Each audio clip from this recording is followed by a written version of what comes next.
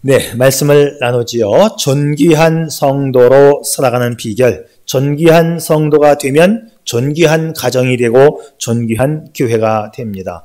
지난주 말씀의 제목은요, 거룩한 백성으로 살아가는 축복했고, 오늘은 존귀한 성도로 살아가는 비결인데, 거룩한 백성이나 존귀한 성도나 거의 차이가 없습니다. 거룩한 하나님의 백성이기 때문에 우리는 존귀한 인생이 되어야 합니다. 여러분, 어차피 한평생을 산다면 존귀한 성도로 일생을 마칠 수 있기를 바랍니다. 값지고 의미 있는 일은 내 한평생이 하나님 안에서 존귀한 인생이 되었다는 것이지요. 여러분, 평범한 인생이 아니라 존귀한 인생이 되었다. 단순한 인생이 아니라 특별한 인생이 되었다. 고난의 인생이 아니라 축복의 인생이 되었다고 우리가 자랑하며 고백할 수 있는 복된 인생 될 수 있기를 바랍니다. 오늘 본문에 보게 되면 존귀한 인생을 살아간 한 사람이 소개되고 있는데 그 이름 야베스입니다. 야베스라는 사람이 나와요. 오늘 말씀의 시작은 야베스는 그의 형제보다 귀중한 자라. 이 귀중한 자라고 하는 이 부분이 영어 성경의 표현을 보게 되면 more honorable 이렇게 되어 있어요. 정말 존경할 만한 하다, 또 명예로운 사람이다, 이런 단어 앞에 more, 보다 더, 보통으로 존경받는 것보다 더 존경할 사람 야베스, 그런 뜻이지요. 자, 그러면 이 사람이 어느 정도로 존경받을 만한 사람이 되었냐? 우선 부자가 되었어요. 환난과 근심, 걱정에서 벗어나 행복한 사람이 되었습니다. 한마디로 돈 많고 근심, 걱정 없는 사람이 되었다는 거예요. 자, 이것이 이 사람이 누리게 된 외형적이고 영적인 축복입니다. 돈 많은 사람 되었다. 근심, 걱정에서 해방되었다. 자, 오늘 이 사람이 소개되고 있는 이 역대상의 성경을 읽어보게 되면 1장부터 9장까지가 계속 똑같은 형식의 내용들, 그러니까 역대상 1장부터 9장까지는 족보에 대한 내용입니다. 아담에서부터 시작을 해서 누가 누구를 낳고 아버지는 누군데 자식들은 어떠하고 이렇게 계속 똑같은 방식으로 9장까지 계속되고 있어요. 간혹 약간의 설명이 추가되기도 하지만 그 설명이라고 하는 것은 어느 지파에 누구가 누구를 낳았다, 이런 정도의 설명입니다. 아마도 성경을 읽는 가운데 이 부분이 가장 지루한 부분이 아닐까 싶어요. 자그마치 1장에서부터 9장까지 사람 이름들만 계속 나온다는 것이지요. 그런데 유다 지파의 6대손으로서 46명의 이름이 계속되다가 중간에 끼어있는 한 사람이 등장되는데 갑자기 나열식으로 이름이 등장되다가 여기에 와서는 야베스는 그의 형제보다 귀중한 자라. 아니, 왜 이 사람에 대해서는 이런 단서가 붙었지? 야베스는 그의 형제보다 귀중한 자라. 갑자기 이 사람에게 관심이 쏠리지 않을 수 없습니다. 정신병동에 있는 환자가 하루 종일 열심히 책을 읽어요. 정신병원에서는 이렇게 통제된 시설인데 그 안에서는 자유롭게 활동할 수 있도록 그렇게 해주지요. 환자들이 자연스럽게 활동하고 있지만 실제로는 간호사들이 유심히 관찰을 하는 겁니다. 어떤 행동을 하고 있는가, 진찰을 지금 하고 있는 거지요. 그런데 어느 환자가 열심히 책을 읽어요. 그게 관심이 가지 않을 수 없어요. 도대체 무슨 책을 읽는 건가? 왜 저렇게 며칠째 계속 책을 읽는 것인가? 가까이 가서 물었습니다. 무슨 책을 읽고 있냐고. 그랬더니 이 책은요, 너무나 반복적이고 내용이 비슷하고 읽기가 짜증나고 아주 지루한 책입니다. 더더욱 주제를 파악하기 어려운 것은 등장인물이 많이 나오기 때문에 누가 주인공인지 도대체 모르겠습니다. 그래서 무슨 책인가 확인을 해보았더니 전화번호부 책을 열심히 읽고 있어요. 이 사람은 아직도 태어날 날이 멀다는 얘기죠.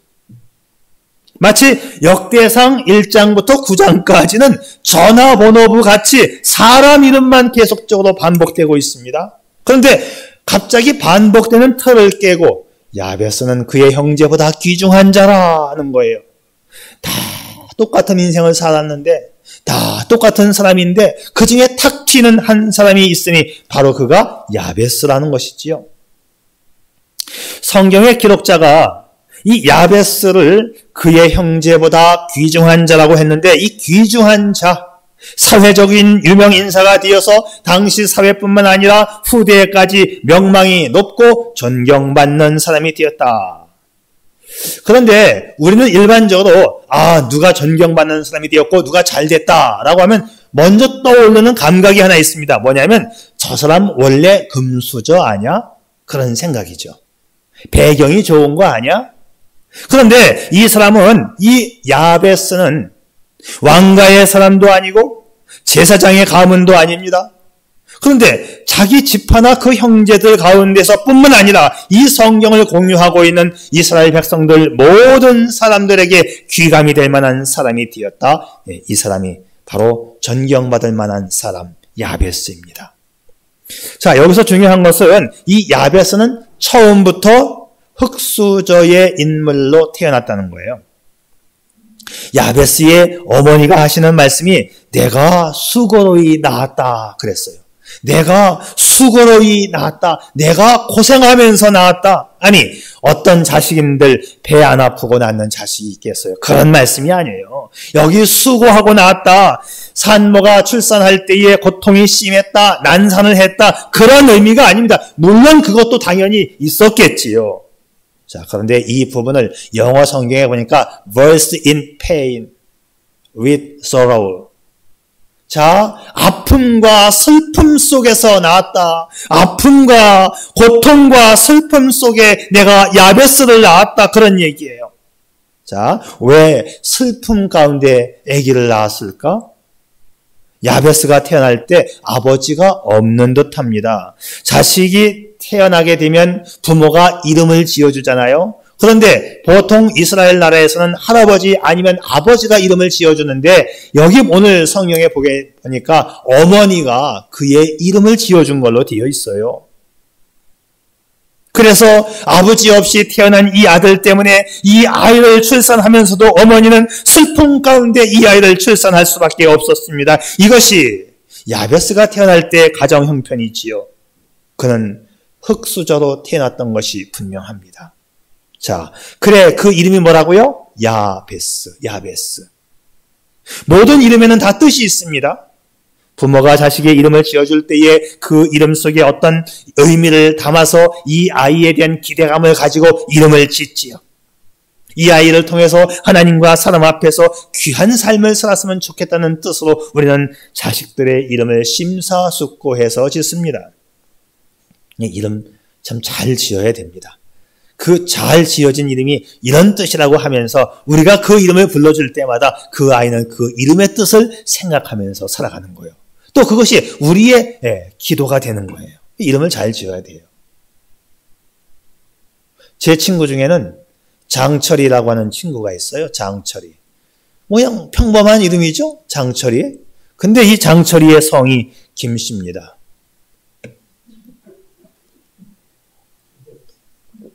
얘는 가을만 되면 무지하게 바빠요. 언제도 한번 제가 말했지만 제 친구 중에는 정신이가 있어요. 서정신이죠. 서정신. 저는 고향이 이천인데 우리 윤범 집사님이 있는 이천 시내 쪽이 아니고 이천에서 이쪽 끄트머리 변두리 쪽에 광주하고 접경 지점에 이천에 살고 있어요.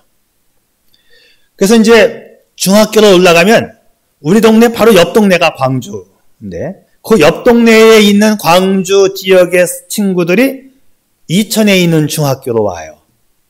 그래 이제 중학교 1학년에 입학을 하니까 광주에 있는 새로운 친구들이 우리 동네를 거쳐서 이제 이천에 있는 이제 우리 중학교에 와서 만났어요.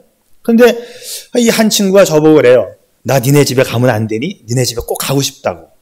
그래 와. 우리 집에는 수박, 참외, 오이가 무지하게 많은데 너 우리 집에 오면 내가 먹고 싶은 만큼 집에 못 들고 갈 만큼 내가 싸줄게. 와. 쭉 와가지고 얘가 우리 집에 이제 온다고 약속을 해놨어요. 첫 번째 시간에 약속을 해놓고 6교시가 끝난 다음에 저는 첫째 시간에 약속한 걸 까맣게 잊어먹고 딴 동네로 또 놀러가 버렸어요. 우리 청년들이 그 지산 리조트 스키장에 잘 가잖아요. 그 지산 리조트가 있는 그 동네, 거기가 해월리인데, 해월리로 놀러 갔어요. 학교에서 해월리까지는 한 15리가 조금 넘어요. 한 17리 정도 돼요. 엄청나게 먼 동네죠. 학교에서 해월리까지 놀러 갔고, 반대 방향이에요, 반대 방향. 그러니까 우리 집에서 해월리까지는 한 7리, 한 30리 정도 돼요. 먼 길을 학교를 다닌 전데요. 저는 반대 방향에 가서 놀다 왔고, 나하고 첫 시간에 약속한 우리 정신이는 우리 집에 와갖고 내가 오기를 기다리는데 아무리 기다려도 안 오지요.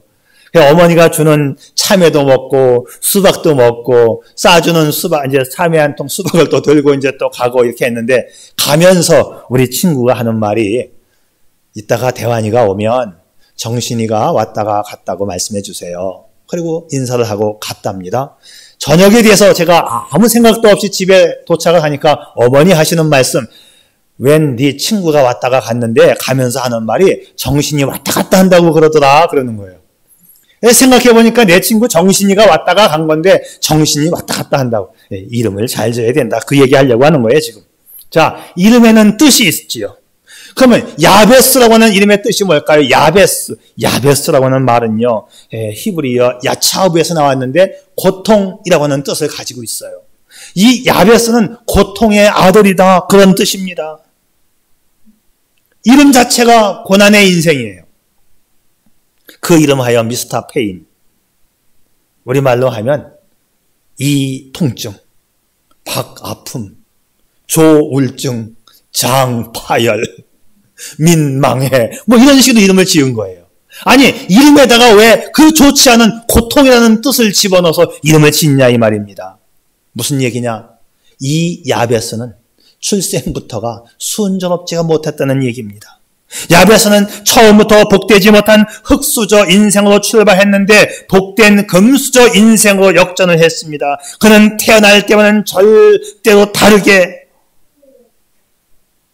그 형제보다 존귀한 자로 칭송을 받았습니다. 시작은 미약했지만 나중에 창대하게 된 그야말로 인생 역전의 주인공 야베스입니다. 이것이 성경이 증언하고 있는 야베스의 존귀함입니다.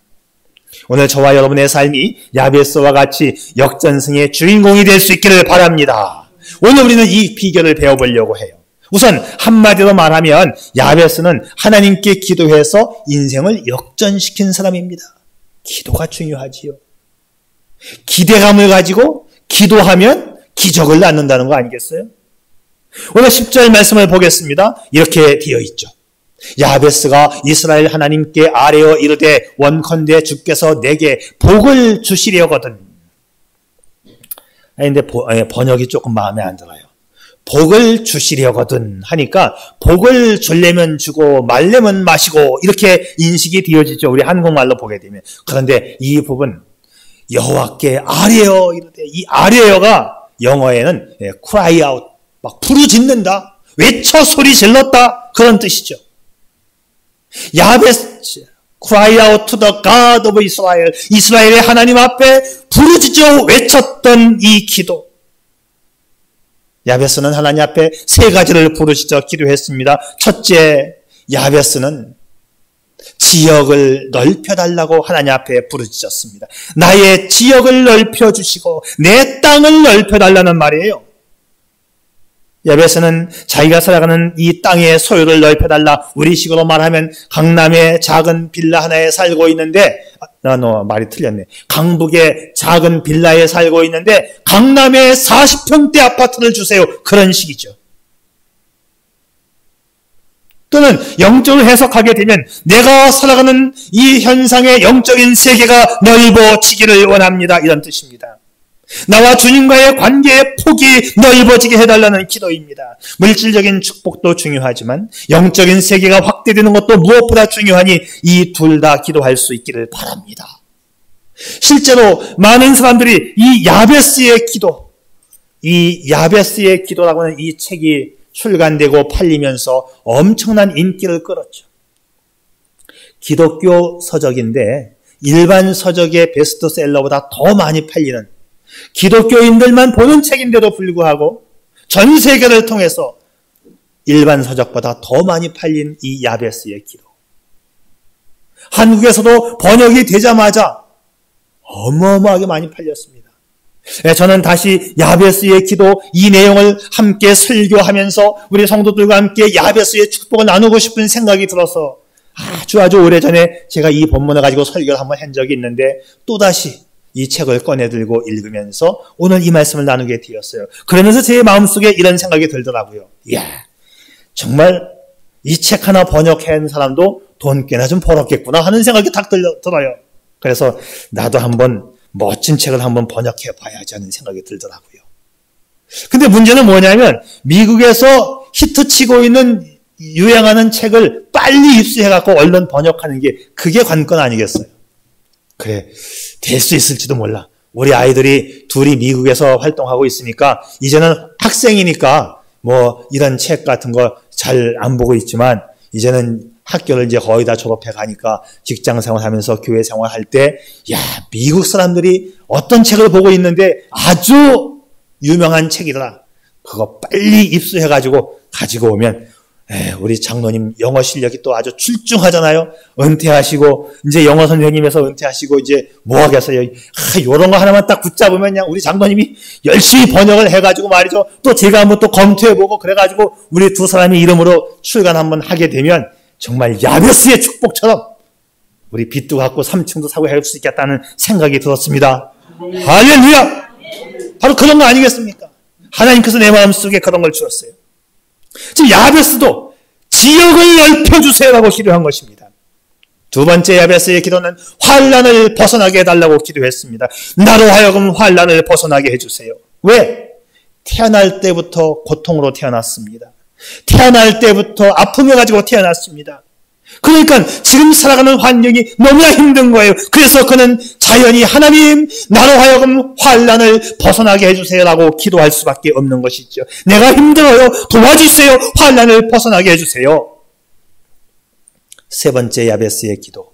근심이 없게 해달라고 기도했습니다. 내게 근심이 없게 하옵소서. 이 근심이라고 하는 단어가 이게 아까 말한 야베스라고 하는 이름하고 똑같은 야베츠에서 나온 단어예요. 나의 고통이라는 뜻이죠. 살아가는 삶 자체가 내 이름도 그렇고 내 삶도 그렇고 나는 근심 속에 태어나 근심 속에 살아가고 있습니다. 아무튼 야베스는 태어날 때부터 살아가는 과정에서부터 모든 일들이 남들보다 힘들었다는 것이지요. 자, 이러한 불우하고 환난과 고통의 상황에도 불구하고 그는 존귀한 자가 되었다. 야베스는 기도하는 사람이었고 믿음의 사람이었습니다. 믿음의 기도로 그의 인생을 역전시킨 사람입니다. 그래서 우리가 야베스를 통해서 얻을 수 있는 첫 번째 교훈은 뭐냐? 그는 기도하는 믿음의 사람이었다. 기도는 최대의 무기고 강력한 무기입니다. 전능하신 하나님을 붙잡을 수 있는 손이 기도입니다. 하나님의 전능한 그 손길의 능력과 축복이 흘러오게 하는 통로가 바로 기도이지요.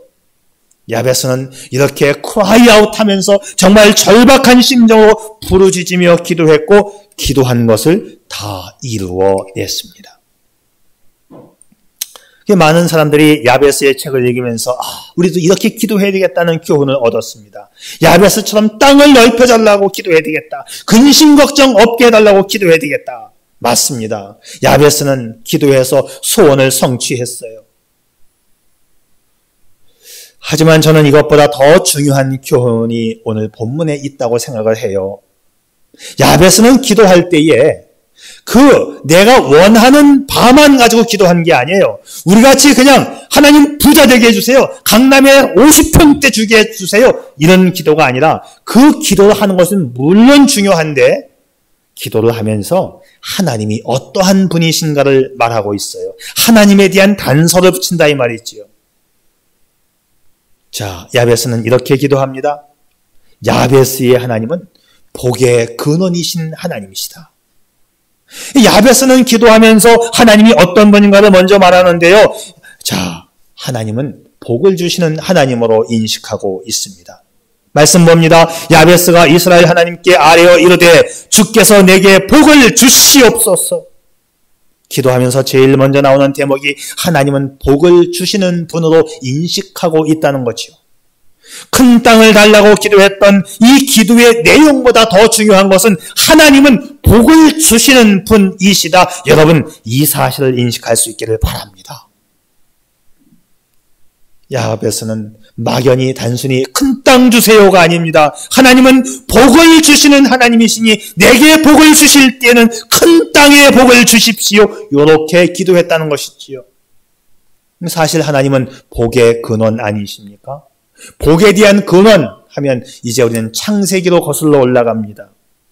하나님께서 아브라함에게 복을 선포하는 장면이 창세기 12장에 나와요. 내가 너로 큰 민족을 이루고 내게 복을 주어 내 이름을 창대케 하리니 너는 복의 근원이 될지라. 하나님께서 아브라함에게 복의 약속을 하시면서 이 약속의 복이 온 인류에게 너를 통하여 전달될 것이라 라고는 과정을 설명하고 있는 말씀이에요. 하나님께서 아브라함에게 주셨던 이 말씀이 또 신약 성경에 와서 한 번 더 언급되고 있죠. 가라사대 내가 반드시 너를 복주고 복주며 너를 번성케 하고 번성케 하리라. 이 점이 매우 중요합니다. 야베스는 하나님은 복을 주시는 분으로 철저하게 인식하고 있었어요. 그래서 가혹한 자신의 운명, 태어날 때부터 자라면서 그리고 지금까지 자신을 누르고 있었던 처절한 인생을 바꿀 수 있는 분은 하나님이신 것을 그는 철저히 알았고 믿었고 그 하나님 앞에 복을 달라고 지금 기도하는 것입니다. 혹시 여러분 가운데 자신의 처지를 탓하고 있는 분이 있습니까? 가정이나 남편이나 아내 또 자녀 때문에 속썩이며 내 운명을 탓하는 분은 혹시 없는지요? 여러분 야베스를 기억하세요. 나의 운명을 바꿀 수 있는 분은 오직 하나님이심을 알고 하나님 앞에 복을 구할 수 있기를 바랍니다.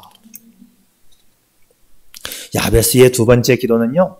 야베스는 하나님은 도와주시는 분으로 인식하고 있어요. 두 번째 기도의 내용은 환난과 근심을 없게 해달라는 것인데 거기에 단서를 붙이기를 주의 손으로 나를 도와주사 나로 하여금 환난을 벗어나 내게 근심이 없게 하옵소서. 얼마나 멋진 기도입니까? 기도의 목적은 환난과 근심에서 벗어나는 것인데 그는 하나님께 대한 단서를 붙입니다. 하나님은 도와주시는 손이시오니 하나님이 나를 도와주셔서 도움의 손길로 인하여서 내게 환난과 근심에서 벗어나게 해주세요. 이렇게 기도한 것입니다. 여러분, 하나님의 손을 도와주시는 손으로 믿을 수 있기를 바랍니다. 여러분, 일생을 살면서 하나님은 도와주시는 분, 도와주시는 손 그렇게 인식하고 믿고 그렇게 기도할 수 있기를 축복합니다. 성경에 이 부분이 참 많이 나와요. 내 손이 저와 함께 견고히 하고 내 팔이 그를 힘있게 하리로다. 저희를 내 손에서 빼앗을 자가 없느니라. 하나님의 도와주시는 손의 능력을 믿으시기를 바랍니다. 하나님의 능력의 손에 붙들려 편안한 삶을 살 수 있기를 축복합니다. 마지막으로 야베스의 하나님은 어떤 하나님이냐? 구하는 것을 허락하시는 하나님. 야베스의 기도에서 이 부분이 또 가장 중요한 것은요. 야베스의 하나님은 기도에 응답하시는, 기도한 것을 허락하시는 하나님 이렇게 되어 있습니다. 이 야베스의 맨 마지막 부분은 이렇게 끝납니다. 하나님이 그가 구하는 것을 허락하셨더라. 하나님께서 허락하신 인생. 하나님은 야베스가 간절히 구한 것을 이루어 주셨습니다. 소유한 지역이 넓어 부자가 되고 모든 사람들로부터 존경받고 근심 걱정이 없는 행복한 사람이 되었다는 거죠. 거의 알려지지 않았던 야베스, 아니 불행했던 야베스. 그러나 이제는 그는 존귀한 사람이 되었다. 무엇보다 야베스는 기도하는 믿음의 사람이었다는 것이지요. 그런데 더 중요한 것은 그냥 막연한 기도가 아니고 그가 기도하는 하나님이 어떤 하나님이신지를 정확하게 알고 기도했다는 거예요. 하나님은 복의 근원이시고 도와주시는 분이시며 기도하는 것에 응답하는 분이십니다. 야베스는 믿음으로 기도했고 그 하나님 앞에 기도함으로 인생을 바꾸었다는 것이 오늘의 말씀이지요. 사랑하는 여러분, 우리의 인생도 하나님께서 도와주시는 인생, 하나님께서 허락하는 인생이 될 수 있기를 바랍니다. 아무것도 없던 사람이 하나님의 복주심과 도와주심을 믿고 기도했더니 하나님께서 그 구하는 것을 허락하셨더라. 내 인생, 내 마음대로 할 수 있는 게 아무것도 없어요. 하나님 앞에 허락된 기도, 허락된 인생, 허락된 우리의 가정, 허락된 우리의 자녀들 될 수 있도록 날마다 부르짖어 기도할 수 있기를 바랍니다. 하나님의 도와주심과 복주심에 대한 철저한 믿음을 가지고 기도할 수 있기를 바랍니다. 그래, 이 책을 쓴 이 브루스 윌킨슨요, 야베스의 기도의 내용을 화장실에도 식탁에도 방 구석구석 여기저기에 다 붙여놓고 30년 동안을 기도했는데 얼마나 많이 축복이 돌아왔는지, 하나님 이제는 내게 주신 축복이 너무 많으오니 하나님 축복의 일부를 좀 거두어 가셔도 좋겠습니다 라고 기도할 만큼 복을 받았다고 그는 고백합니다. 하나님은 그런 분이십니다. 여러분, 이 하나님을 믿고 도와주심과 복주심에 대한 철저한 믿음으로 하나님 앞에 부르짖어 크라이아웃 하면서 기도할 수 있는 복된 여러분 될 수 있기를 축복합니다. 기도하겠어요.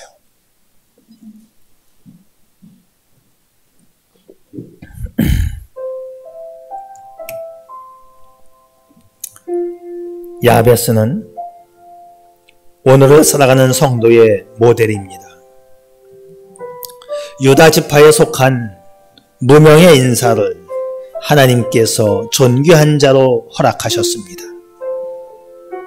고통 가운데 태어나서 고통이라는 이름을 가지고 고통 가운데 살아가던 야베스는 지금 우리의 모습을 대변해주고 있지요. 오늘 당신의 삶은 어떤 모습인가요? 당신도 야베스처럼 기도하는 사람이 되기를 바랍니다. 고통의 사람 야베스, 그의 이름은 여전히 야베스, 고통이지만 그의 삶에서 야베스, 즉 고통은 사라졌습니다. 야베스의 인간 역전과 승리의 비결은 기도였습니다. 그러나 무엇보다도 더 중요한 것은 당신이 기도하는 그 하나님이 어떤 분이신지를 정확히 알고 믿고 기도하는 것이 중요합니다. 당신의 하나님, 우리의 하나님은 복 주시는 하나님, 그리고 도와주시는 하나님이십니다. 지금 당신이 당하는 인생의 문제를 도와달라고 기도하면 그 기도한 대로 허락하여 주시는 하나님이시지요. 하나님의 허락하심의 축복이 오늘 당신의 삶에 넘쳐나기를 축복합니다. 아멘. 환난과 고통 가운데 건져주시는 하나님, 우리의 한계와 어려움 가운데 기도할 때 손 내미시고 복을 주시는 하나님, 그 옛날 야베스에게 하신 하나님께서 오늘 우리 반석교회와 가정들에게 그의 아프고 연약한 육체들과 수술하고 병상에 있는 환우들과 모든 성도들에게 하나님은 찾아가시고 능력의 손길로 만져주시고 부르짖어 기도하는 그 기도에 하나님 응답하여 허락하여 주시옵소서. 예수님의 이름으로 기도 올리옵나이다. 아멘.